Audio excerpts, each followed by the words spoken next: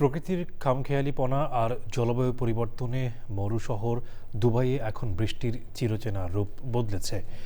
পরিবর্তিত পরিস্থিতি মোকাবেলায় সর্বাত্মক প্রস্তুতি নিয়েছে সংযুক্ত আরব আমিরাত।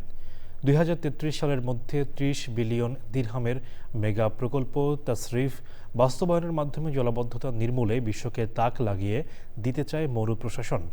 সংযুক্ত আরব আমিরাত থেকে পাঠানো তথ্য ও ভিডিওতে সুব্রত গাইনের রিপোর্ট।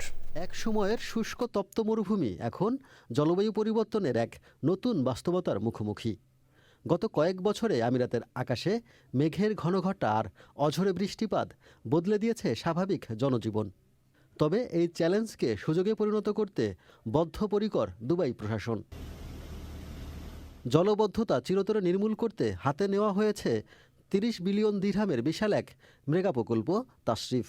2033 সালের মধ্যে এই প্রকল্পের কাজ শেষ হলে শহরের পানি নিষ্কাশন ক্ষমতা বাড়বে অবিশ্বাস্য 700%। এই মহাপরিকল্পনার মূল আকর্ষণ হল ভূগর্ভস্থ এক শক্তিশালী সুড়ঙ্গ নেটওয়ার্ক, যা প্রতিদিন প্রায় 20 মিলিয়ন কিউবিক মিটার পানি সরিয়ে নিতে সক্ষম। শুধু দীর্ঘমেয়াদী পরিকল্পনা নয়, তাৎক্ষণিক পরিস্থিতি সামাল দিতেও মাঠ পর্যায়ে প্রস্তুত প্রশাসন। দুবাই ও শারজার রাজপথে মোতায়েন করা হয়েছে হাজারো কর্মী এবং শত শত শক্তিশালী পাম্প।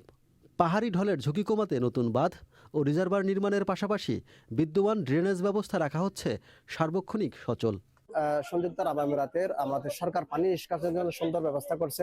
আমাদের সরকারের যে প্রচেষ্টা, যে উদ্যোগ পানি নিষ্কাশনের জন্য যে প্রকল্প নিয়েছে, তারপরে 2033 সালে এটা আলহামদুলিল্লাহ সম্পূর্ণ ক্লিয়ার হবে। নিরাপত্তার চাদরে শহরকে বাঁধতে নেওয়া হয়েছে কঠোর আইনি পদক্ষেপ। বৃষ্টির সময় পাহাড়ি ঢল প্রবেশ করলে কিংবা বিপজ্জনকভাবে গাড়ি চালালে গুনতে হবে 2000 দিরহাম জরিমানা। এমনকি জব্দ হতে পারে শখের গাড়িটিও। এমন তাৎক্ষণিক পদক্ষেপের সুফলও মিলছে হাতে নাতে। আগের চেয়ে অনেক দ্রুত রাস্তাঘাট থেকে পানি সরে যাওয়ায় স্বস্তিতে প্রবাসীরাও। Subrata Gain, Channel I.